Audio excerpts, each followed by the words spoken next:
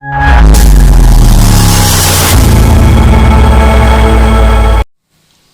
नमस्कार दोस्तों, एक बार फिर से स्वागत है आपके अपने चैनल मैथ लाइव 2.0 में, जहां प्रत्येक दिन मॉक टेस्ट कराया जाता है पटना हाई कोर्ट 2023 के लिए। पटना हाई कोर्ट असिस्टेंट के लिए पेपर लगा हुआ है और उसी को देखते हुए ये क्वेश्चन कुछ डिजाइन किया गया है और इसके पहले मॉक टेस्ट 1, 2, 3 कराया जा चुका है। अगर उसको आप नहीं देखे होंगे तो उसका लिंक इसी वीडियो का डिस्क्रिप्शन बॉक्स में लग जाएगा, नहीं तो एक जगह और मिल जाएगा। कहाँ? तो प्लेलिस्ट बना हुआ है बिहार सिविल कोर्ट मैथ के नाम से, वहाँ भी आपको मिल जाएगा। और ये सेशन बिहार सिविल कोर्ट के लिए भी मतलब कारगर है, ठीक है ना। तो आप पटना हाई कोर्ट के लिए तैयारी कर रहे हैं या बिहार सिविल कोर्ट के लिए, दोनों के लिए ये बहुत बेहतर होने वाला है, ठीक है ना। तो नए पैटर्न पर आधारित ये प्रश्न है और मैथ सेक्शन का बड़ा ही जबरदस्त और कमाल का ट्रिक मैं लेकर आया हूँ और अंत तक देखिएगा, बहुत मजा आएगा, बहुत मजा आने वाला है आपको, ठीक ना।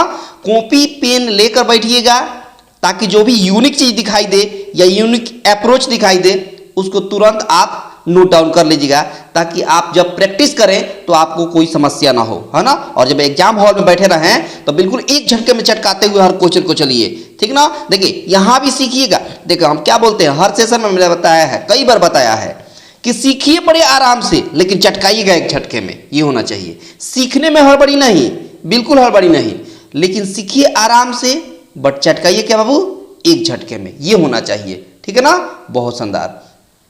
और आपसे एक छोटी सी गुजारिश है कि सब लोग लाइक कर दें, है ना, सब लोग लाइक कर दें और ज़्यादा से ज़्यादा अपने दोस्तों के पास शेयर कर दें। चैनल पर अगर पहली बार हैं तो चैनल को सब्सक्राइब करके बेल आइकन पर क्लिक कर दें, ताकि नए आने वाले क्लास का नोटिफिकेशन आपको सबसे पहले मिल जाएगा और एक भी क्लास आप मिस नहीं कर पाइएगा, ठीक है ना।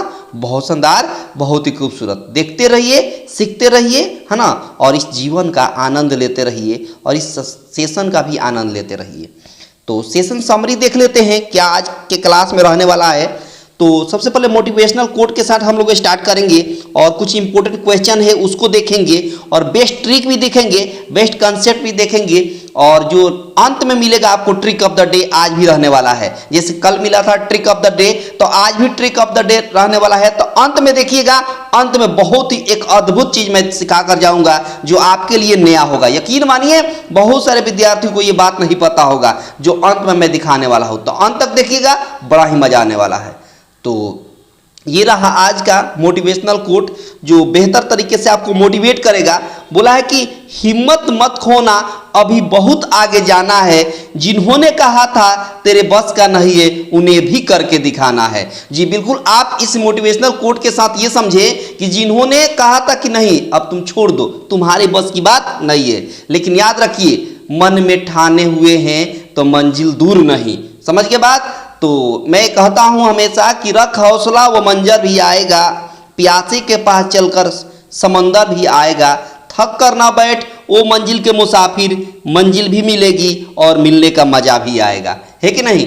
बहुत शानदार, बहुत ही खूबसूरत। इसी मोटिवेशनल कोट के साथ ये रहा आज का पहला सवाल, जो कल के लिए भी ये पहला सवाल था, लेकिन क्या था कि कल शायद गलत आंसर निकल आया था, है ना। तो उसके लिए माफ़ी चाहूँगा मैं, कल ये सवाल मैंने गलत कर दिया था तो उसको मैंने सोचा कि आज सुधार दूँ, ठीक ना। देखिए बोला है कि 3 से गुणा करके बनी 100 और 200 के बीच सभी प्राकृतिक संख्याओं का योग कितना होगा। बोला है कि 100 और 200 के बीच लेना है, 100 और 200 के बीच लेना है और उसमें 3 से डिवाइड भी होने, तो मतलब 3 का गुणज भी होना चाहिए। देखिए मतलब ये हुआ कि हम 102 ले लेंगे, ठीक है, फिर 105 ले लेंगे, ये सब 3 से डिवाइड लग जाएगा, ठीक है ना। डॉट डॉट कहाँ तक कहेगा 198 तक, इस सब में 2 से पूरा 3 से पूरा डिवाइड लग जाएगा। संख्या बोला था कि 100 और 200 के बीच में होना चाहिए, सभी संख्याएं 100 और 200 के बीच में है। अब बोला है कि इसका योग बता दीजिए। तो सबसे पहले ये एपी का काम करता है, अर्थमेटिक प्रोग्रेशन एक चैप्टर होता है, उसको फॉलो करेंगे हम लोग। देखिए ये अंत में है 198 और शुरुआत में है 102, ठीक है। तो सबसे पहले हम एन का वैल्यू निकालेंगे। एन का क्या ट्रिक है निकालने का, तो ट्रिक ये है कि लास्ट टर्म में से फर्स्ट टर्म को माइनस करेंगे। 8 में से 2 जाएगा तो 6 हुआ, 19 में से 10 जाएगा तो 9 होगा, और इसमें इसके कॉमन डिफरेंस से डिवाइड करेंगे। कॉमन डिफरेंस कितना होता है तो कहेगा 105 में से 102 घटाएंगे तो कॉमन डिफरेंस निकलता है। तो 105 में से 102 घटाएंगे तो 3 हो जाएगा, और इसमें 1 ऐड करना पड़ता है। कल मैंने ये 1 ऐड नहीं किया था, इसीलिए शायद गलत हो गया था। 3 से डिवाइड करेंगे तो 3 3 जा 9, 3 2 जा 6, 33 और 1 मिलकर हो गया कितना, 32 और 1 मिलकर हो गया 33। तो एन का मान कितना आ गया 33 हो गया। अब बोला है योग बताना, मतलब एसएन निकालना है, और एसएन का फार्मूला होता है n/2 into A plus A N. ठीक है, अब देखिए ना एन का वैल्यू कितना आ गया था, कहिएगा 33 हो गया, नीचे 2 है तो 2। ए का मान कितना है यहाँ पर, ये फर्स्ट टर्म है, ए का मान कितना है 102 प्लस ए एन बोलते हैं अंतिम टर्म को, लास्ट टर्म कितना है 198 है, तो यहाँ 198 लिख देंगे। ठीक है, यहाँ हो गया 33/2 इंटू ऐड करिए तो 2 ऐड करेंगे, इधर 2 दे देंगे तो 200 और 100 मिलकर हो गया 300 हो गया। 2 से डिवाइड करेंगे तो 150 हो गया। ठीक है, अब 33 में 150 से गुणा करेंगे तो 15 3 45 हो गया, 4 कैरी हो गया, 15 3 45, 45 और 4 हो गया 49, और 1 0 तो 1 0, 49 50 आपके सवाल का आंसर हो गया। 49 50 आपके सवाल का आंसर हो गया। एक बार फिर मल्टीप्लाई कर लीजिए, 15 3 45 हो गया, 4 कैरी, 15 3 45, 45 और 4 हो जाता है आपको 49, 1 0 है तो 1 0, 49 50 आपके सवाल का आंसर हो गया ऑप्शन बी। कौन सा बाबू, ऑप्शन बी, जो बिल्कुल एक शानदार कंसेप्ट के साथ और एक शानदार अप्रोच के साथ आपने इस क्वेश्चन को चटका दिया, जो क्वेश्चन कल गलत हुआ था। ठीक है ना, तो मैंने सुधार दिया, इसको आप सुधार लीजिएगा और बिल्कुल ऐसे ही चटकाइएगा। ठीक है ना, बहुत शानदार, बहुत ही खूबसूरत। देखते रहिए, सीखते रहिए और इस जीवन का आनंद लेते रहिए। ये रहा आज का पहला क्वेश्चन। देखिए, बोला है कि रेखा और रश्मि की वर्तमान आयु का अनुपात 7:4 है। बोला है अब से 3 साल बाद उनकी आयु का अनुपात 8:5 होगा। रश्मि की वर्तमान आयु बता दीजिए। देखिए, ये रश्मि है और यहाँ रेखा है, रेखा लिख देते हैं, और इधर रश्मि है। ठीक है ना, रश्मि है। ठीक है, अब देखिए इन दोनों की आयु का अनुपात 7:4 दिया हुआ है, 7:4 दिया है, बहुत साल। उसके बाद बोला है कि 3 साल बाद इनकी आयु का अनुपात 8:5 हो जाता है। समझिएगा बात, ध्यान से समझिएगा। आपके हिसाब से कितने साल बाद यहाँ आया है, मतलब कितनी की बढ़ोतरी हुई है? 7 के बाद 8 हुआ है, मतलब 1 की बढ़ाया गया है। 4 के बाद 5 हुआ है, मतलब 1 यूनिट की बढ़ोतरी हुई है। और यही 1 यूनिट का वैल्यू सवाल में बोला है 3 साल। 3 साल बाद बोला है ना, तो 1 यूनिट का वैल्यू हो गया 3। जब 1 यूनिट का वैल्यू हो गया 3, तो सवाल में बोला है कि रश्मि की वर्तमान आयु, तो यही तो ऊपर वाला जो रेशियो है वो प्रेजेंट रेशियो है, वर्तमान आयु का अनुपात है। रश्मि का पूछा है ना, तो रश्मि का कितना यूनिट है, तो कहिएगा 4 यूनिट है। तो 1 यूनिट का वैल्यू 3, तो 4 यूनिट का वैल्यू कितना हो जाएगा, 4 3 12 हो जाएगा। और क्या आंसर हो गया 12 ईयर्स। आपके सवाल का आंसर हो गया ऑप्शन ए। ऑप्शन ए, जो बड़ी आसानी से और एक झटके में आपने इस क्वेश्चन को चटका दिया, बिना किसी दबाव के और बिना किसी प्रेशर के। बिल्कुल आप एक धैर्य पूर्वक सीखते रहिए, आराम से सीखते रहिए। मैंने क्या बताया कि आराम से सीखिए और एक झटके में चटकाइए, ये होना चाहिए। ठीक है ना, बहुत शानदार, बहुत ही खूबसूरत। ये रहा आज का अगला सवाल, और इसको देखिए कैसे चटकाया जाता है। बोला है कि 2 संख्या है और उनकी आयु, उनका अनुपात दिया है 19:26। बोला यदि छोटी संख्या में 2 जोड़ दिया जाए, छोटी संख्या में 2 जोड़ दिया जाए तो अनुपात जो है 3:4 हो जाता है। तो बड़ी संख्या बताइए, बड़ी संख्या। 2 तरीका है। अगर मान लीजिए कि एक संख्या 19 से दूसरी संख्या आपको दिया है 26। ठीक है, ये पहली संख्या है, ये दूसरी संख्या है। ठीक है ना, और बोला है कि इसमें छोटी संख्या में 2 जोड़ी जा रही है तो अनुपात 3:4 हो जा रहा है, अनुपात 3:4 हो जा रहा है। अब एक बात बताइए, छोटी संख्या में जोड़ी जा रही है, बड़ी संख्या में तो कुछ नहीं जोड़ी जा रही है। इसका मतलब बड़ी संख्या जितना पहले था उतना अभी भी होना चाहिए। तो बड़ी संख्या 26 से यहाँ 4 है, तो बराबर करना पड़ेगा। क्या करना पड़ेगा, बराबर करने के लिए हम क्या करते हैं कि इसमें 2 से गुणा कर देते हैं और इसमें 13 से गुणा कर देते हैं, तभी तो 26 दूना 52 और 13 चौका 52 होगा। तो यहाँ मल्टीप्लाई करेंगे तो 19 दूनी 38 हो गया। ठीक है, और यहाँ 26 दूना 52 हो गया, यहाँ हो जाएगा 13 तिया 39 हो जाएगा, 39 हो जाएगा, और 13 चौका 52 हो जाएगा। अब देखिए ना, सवाल में यही बोला था कि छोटी संख्या में जोड़ा जा रहा है, बड़ी संख्या पहले भी 52 था, अभी भी 52 हो गया ना। अब देखिए ये छोटी संख्या है ना 38, तो इसमें 39 हुआ है, कितना जोड़ा गया है, तो कहेगा 1 यूनिट जोड़ा गया है। आपके हिसाब से 1 यूनिट, और क्वेश्चन के हिसाब से बोला है कि 2 जोड़ा जा रहा है। कितना जोड़ा जा रहा है? 2। तो 1 यूनिट का वैल्यू 2 हो गया। सवाल में बोला है कि बड़ी संख्या बताइए, तो 52 यूनिट का वैल्यू कितना हो जाएगा? बड़ी संख्या कौन है? 52 ही तो है। जब 1 यूनिट का वैल्यू 2, तो 52 यूनिट का वैल्यू कैसे हो जाएगा? 2 से गुणा कर देंगे तो 52 दूना 104, 52 2 जा कितना हो जाएगा? 104। और यही आपके सवाल का आंसर हो गया, जो ऑप्शन बी में दिख रहा है। कहाँ दिख रहा है बाबू? जो ऑप्शन बी में दिख रहा है, जो बड़ी आसानी से और एक बेस्ट अप्रोच के साथ आपने इस क्वेश्चन को चटका दिया, बिना किसी दबाव के, बिना किसी प्रेशर के, बिल्कुल स्मूथली आपने इस क्वेश्चन को चटका दिया है कि नहीं? बहुत शानदार। कॉपी पेन आप नोट डाउन करते रहिएगा, नहीं तो कॉपी पेन के साथ मेरे साथ प्रैक्टिस करते रहिएगा। देखिए आप भी बनाते रहिएगा, मैं भी बनाता हूँ। आप हो सकता है इससे बेहतर आप मेथड जानते होंगे, तो आप भी चटकाइए, क्या दिक्कत है? बस प्रैक्टिस करिए आप बेहतर तरीके से। अगर आपको नहीं पता है तो इसको देखिए, समझिए और फिर चटकाइए, ऐसे होना चाहिए। ये देखिए अगला सवाल, देखिए अगला सवाल कैसे चटकाते हैं। बोला है कि एक आयत की लंबाई और चौड़ाई क्रमशः 15% और -10% का बदलाव किया जाता है, तो आयत के क्षेत्रफल में कितने प्रतिशत बदलाव होगा? बेसिकली ये इस पर काम करता है कि इस पर, तो a + b + a × b/100, ये इस पर काम करता है, ठीक है ना। अब देखिए, अब ए का मतलब हो गया 15%, बी के जगह पर हो गया 10, -10 बोला है तो -10 लिख देंगे। फिर ये प्लस माइनस गुणा होगा तो माइनस हो जाएगा। a × b मतलब 15 × 10, और नीचे 100 है तो 100 लिख देंगे। अब एक बात बताइए, 15 में से 10 को माइनस करेंगे तो 5 होगा, माइनस 1 0 से 1 0 कट गया। 15 में 10 से डिवाइड करेंगे तो 1.5 होगा, 1.5 होगा, घटाएंगे तो 3.5 हो जाएगा। 5 में से 1.5 माइनस करेंगे तो 3.5% आपके सवाल का आंसर हो जाएगा। 3.5% आपके सवाल का आंसर हो गया। सही आंसर कितना हो गया? 3.5%, ऑप्शन सी। कौन सा बाबू? तो कहिएगा ऑप्शन सी, जो बड़ी आसानी से और एक बेस्ट अप्रोच के साथ आपने इस क्वेश्चन को भी चटका दिया है ना। आराम से सीखिए, सीखते रहिए, देखते रहिए और इस सेशन का आनंद लेते रहिए, ठीक है ना। बहुत शानदार, बहुत ही खूबसूरत। आराम से सीखिए, कोई हड़बड़ी नहीं, कोई दबाव नहीं।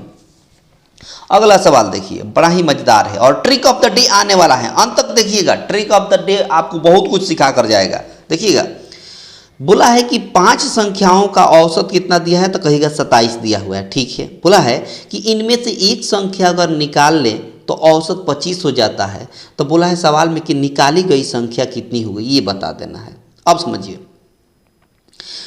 अब एक बात बताइए, टोटल संख्या कितना है? 5 संख्या है, ठीक है।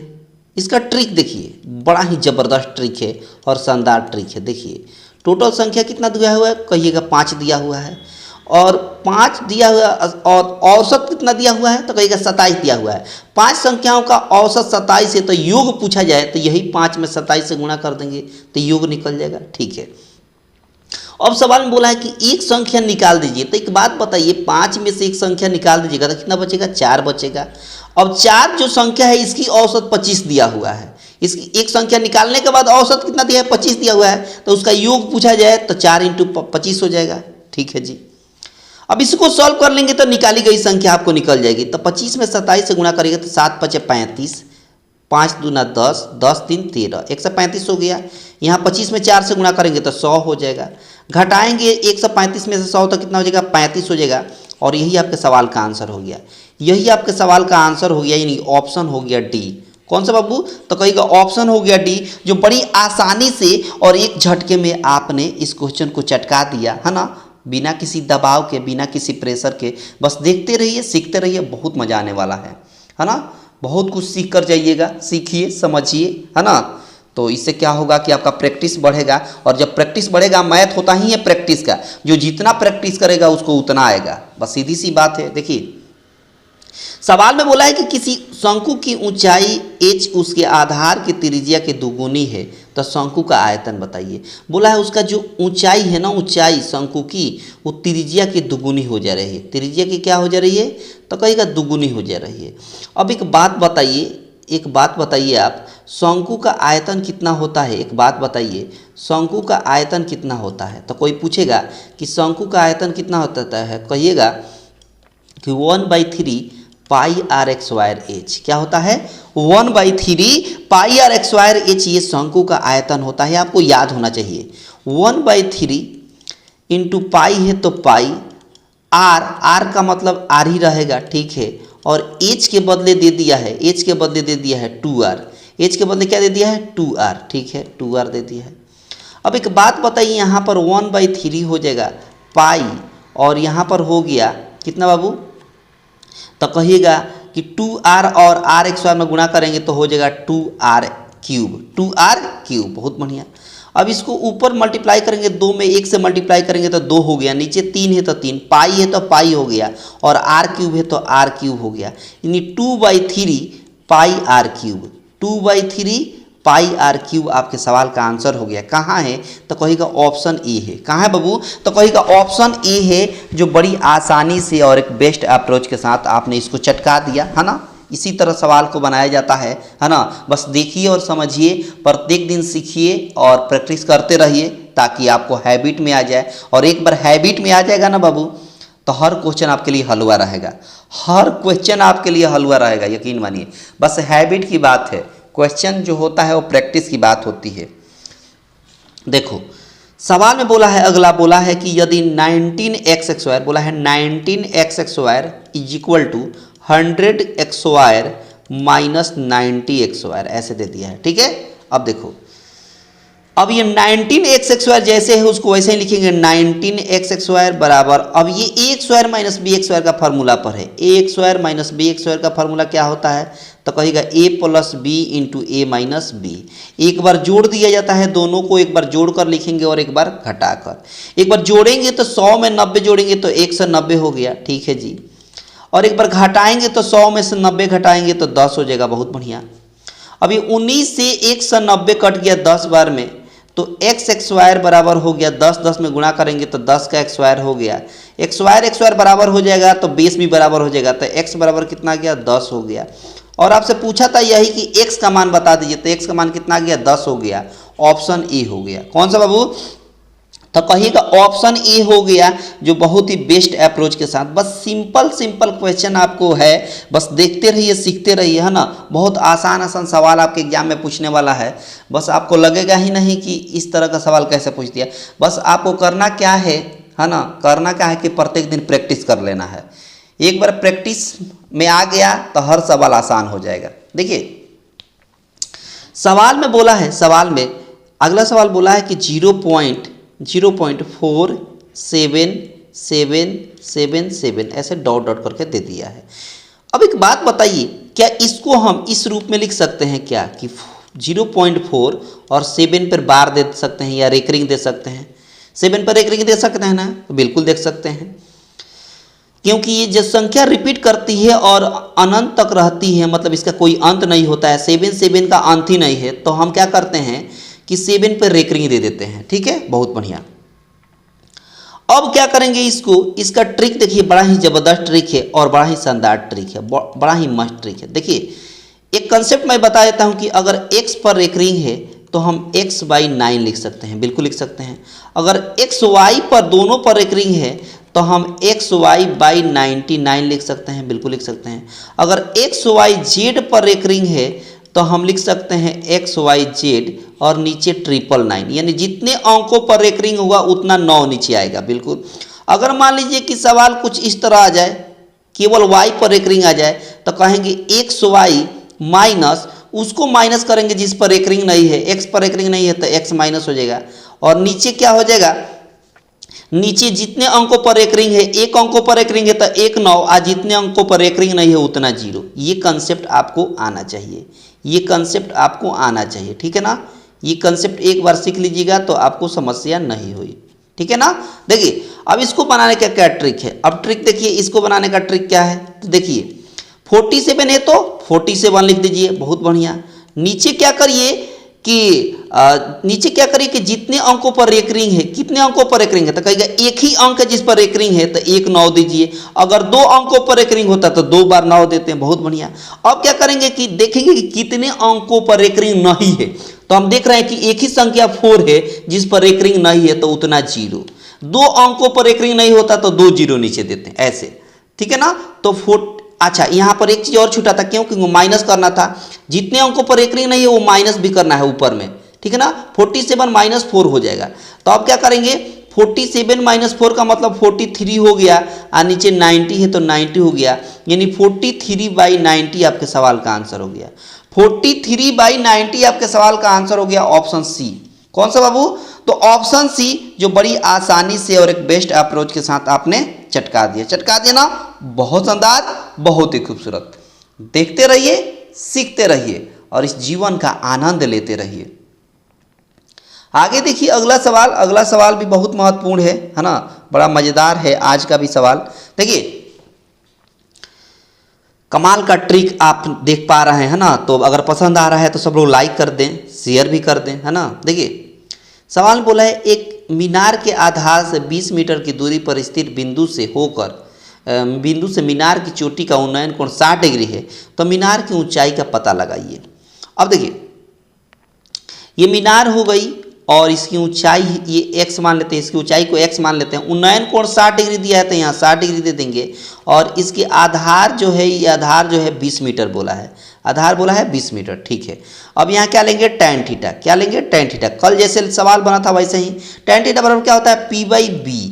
p बोले तो x और b बोले तो क्या 20, ठीक है। अच्छा एक बात बताइए कि यहाँ थीटा की जगह पर क्या पुट करना है, तो कहेगा 60 डिग्री।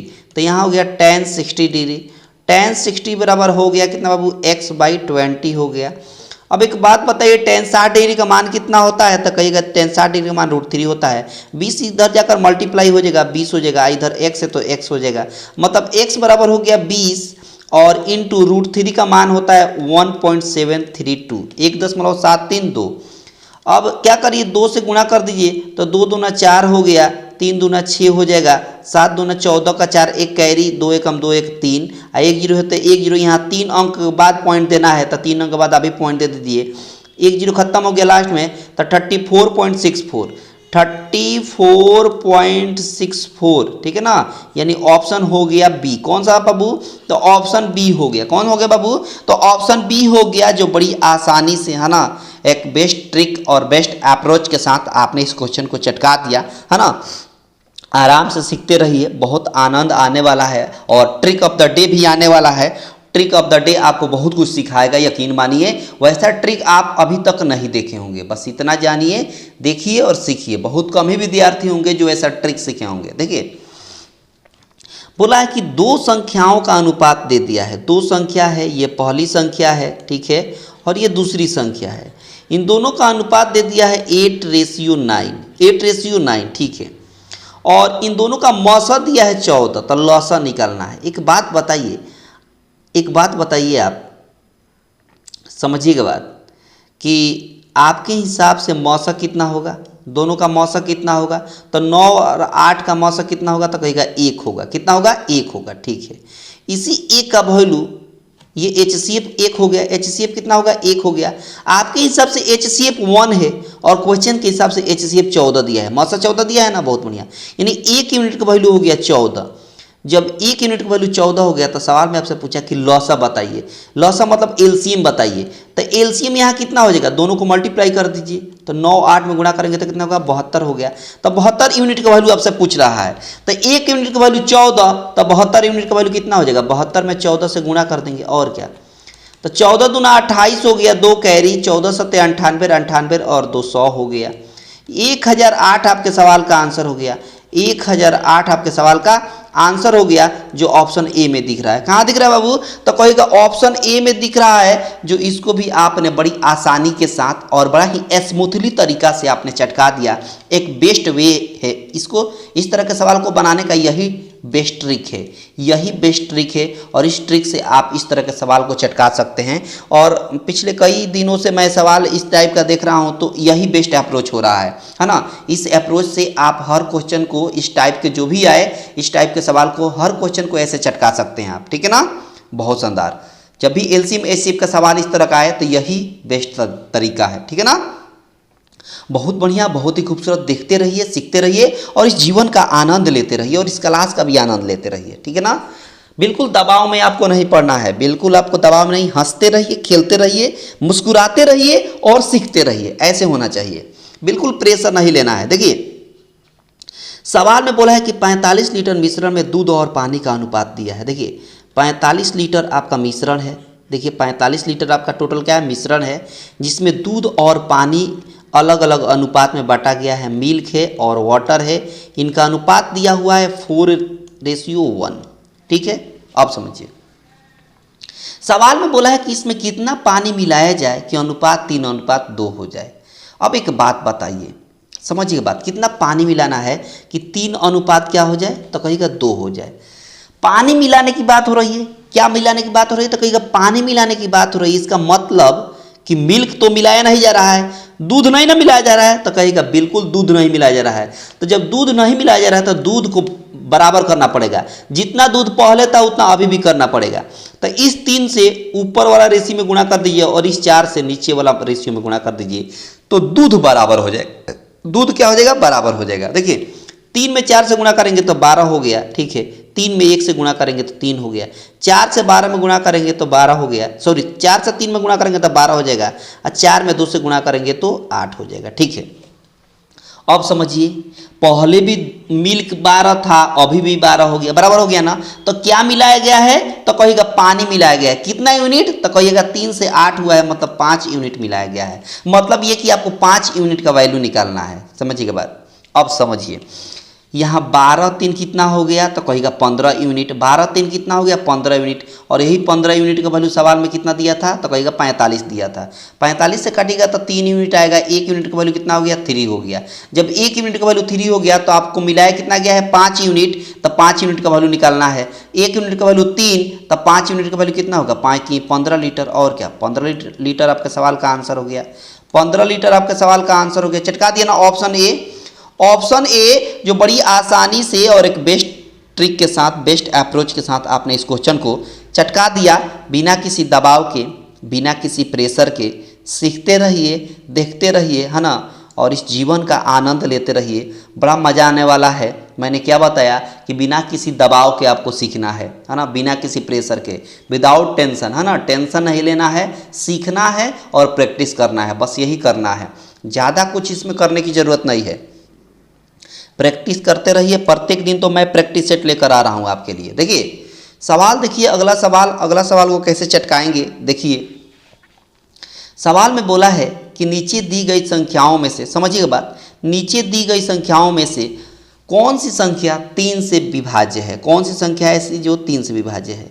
तो 3 से विभाज्य वाली ना, 3 से विभाज्य की बात जो बोला है, इसका एक स्पेशल ट्रिक होता है। स्पेशल ट्रिक क्या होता है, स्पेशल क्या ट्रिक है इसमें कि कौन सी संख्या 3 से भाग लगेगी कि नहीं लगेगी। ये ट्रिक जानने के लिए जितना भी अंक दिया रहे ना, उसको योग निकाल दीजिए, सम निकाल दीजिए। अगर उसका सम जो है 3 के टेबल में आ रहा है तो समझिए टोटल संख्या भी क्या होगा, 3 से डिवाइड हो सकता है।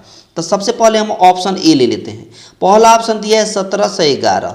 अब इसको ऐड करिए, 7 1 8 8 8 1 9 9 1 10 हो गया। क्या 10 में 3 से पूरा भाग लगेगा, तो कहेगा बिल्कुल नहीं लगेगा, बिल्कुल नहीं लगेगा। 3 के टेबल में आएगा ही नहीं 10, तो इसमें भी 3 से पूरा भाग नहीं लगेगा, तो ये भी ऑप्शन नहीं होगा। ऑप्शन बी देखिए, बी ऑप्शन में बोला है 13 11। इसको जोड़िए, 1 और 3 4 4 1 5 5 1 6 हो गया। अब देखिए ना 6 जो है 3 के टेबल में आता है तो कहेगा बिल्कुल आएगा 3 के टेबल में, 3 के पहाड़ा में बिल्कुल आएगा। इसका मतलब ये टोटल 13 से 11 है, इसमें 3 से पूरा भाग लगेगा, यानी ऑप्शन बी हो गया। ऑप्शन कौन सा हो गया बाबू, ऑप्शन बी हो गया, जो बड़ी आसानी से, है ना, एक बेस्ट ट्रिक के साथ आपने चटका दिया। तो जब भी 3 से डिवाइड अगर पूछे या ये पता लगाना हो कि 3 से पूरा भाग लगेगा कि नहीं, तो सबको ऐड कर दीजिए, है ना, सम निकाल दीजिए सबका, पता चल जाएगा कि वो 3 से विभाज्य है या नहीं। बहुत शानदार, बहुत ही खूबसूरत। अगला सवाल देखिए, अगला सवाल भी बहुत ही महत्वपूर्ण है। देखिए आपके एग्जाम के पॉइंट ऑफ व्यू से बोला है कि एक संख्या का 32% छप्पन दिया है। समझिए बात, टोटल संख्या पूछा है कि संख्या कितनी है, तो संख्या को हम 100 मान लेते हैं, संख्या को हम 100% मान लेते हैं। संख्या को कितना हमने मान लिया था, 100%। सवाल में बोला है कि 32% का वैल्यू, 32% का वैल्यू दिया है 56, 32% का वैल्यू 56 दिया हुआ है। अब 8 से काटिए, 8 चौका 32 हो गया, 8 चौका 32 हो गया, इधर 8 से कटेगा तो 8 सत्ते 56 हो गया। बहुत बढ़िया।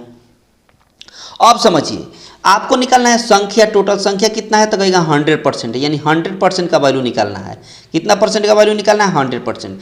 तो 4 से 100 बनाने के लिए, 4 को 100 बनाने के लिए 25 से गुणा करना पड़ेगा, तो इधर भी 25 से गुणा करना पड़ेगा, इधर भी 25 से गुणा करना पड़ेगा, तो 25 सत्ते हो जाता है 175, 25 सत्ते 175 माने 100% का वैल्यू कितना हो गया, 175। और यही 100% का वैल्यू निकालना था। क्यों? क्योंकि 100% हम माने हैं संख्या को, तो संख्या कितनी हो गई, 175, जो ऑप्शन सी में दिख रहा है। कहाँ दिख रहा है बाबू, तो कहेगा ऑप्शन सी में दिख रहा है, जो बड़ी आसानी से और एक बेस्ट अप्रोच के साथ आपने चटका दिया, है ना, बिना किसी दबाव के, बिना किसी प्रेशर के।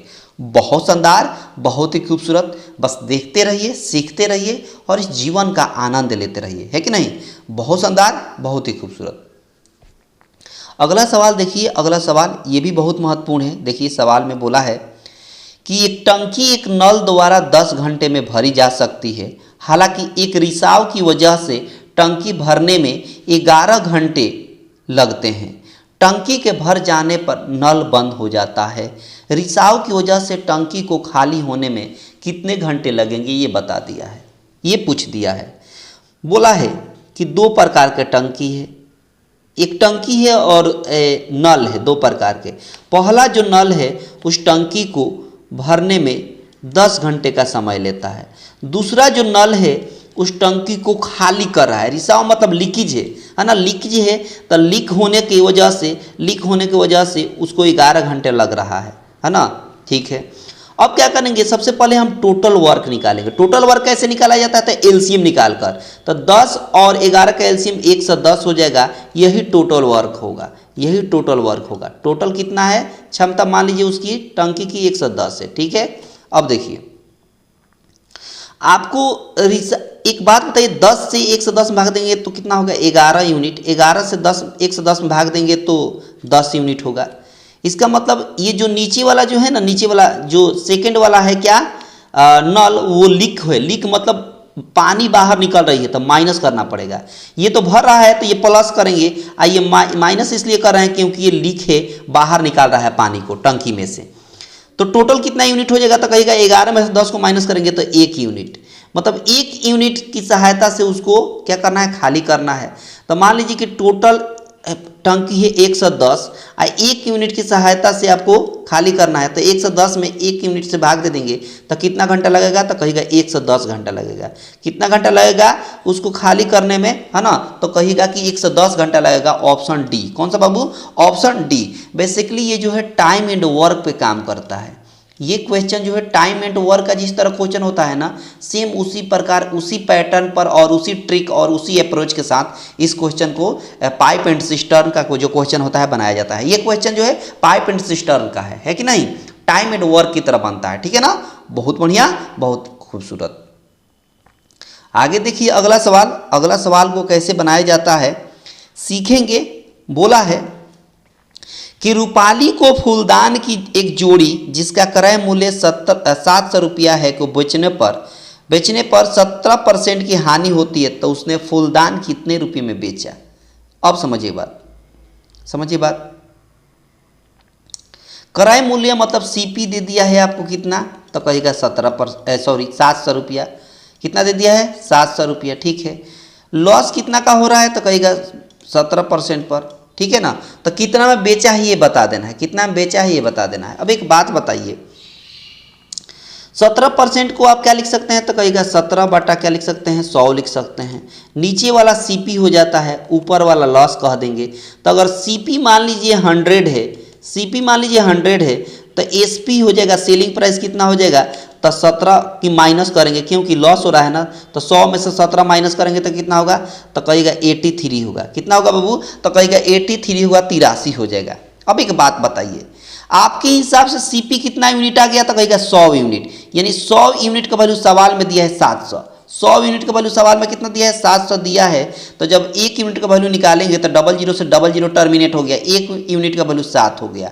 जब 1 यूनिट का वैल्यू 7 हो गया तो सवाल में आपसे पूछा था कि सेलिंग प्राइस बता दिए, सेलिंग प्राइस कौन सा कितने में बेचा जा रहा है, तो कहेगा 83 यूनिट में बेचा जा रहा है। तो 1 यूनिट का वैल्यू 7, तो 83 यूनिट का वैल्यू कैसे होगा, 7 से गुणा कर देंगे, 7 त्रिका 21 का 1 2 कैरी और 7 8 है 56, 56 और 2 58 हो गया, 56 2 58, 581 हो गया।